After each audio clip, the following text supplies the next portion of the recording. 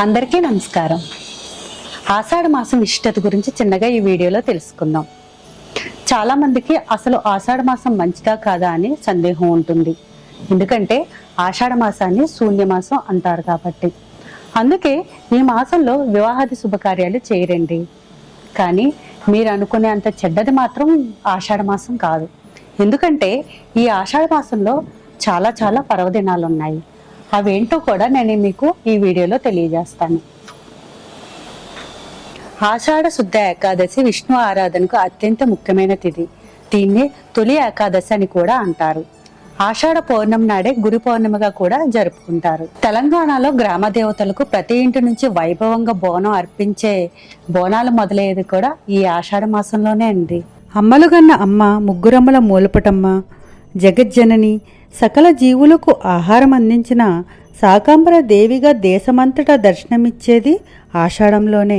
ఈ శాకాంబరి దేవి నవరాత్రులు కూడా ఈ ఆషాఢం మాసంలోనే చేస్తారండి.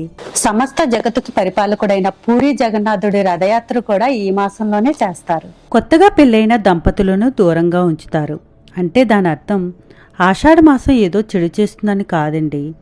దానికి కారణం ఆషాఢంలో ఆడవారు నెల తప్పితే వేసవకాలంలో ప్రసవం జరుగుతుంది.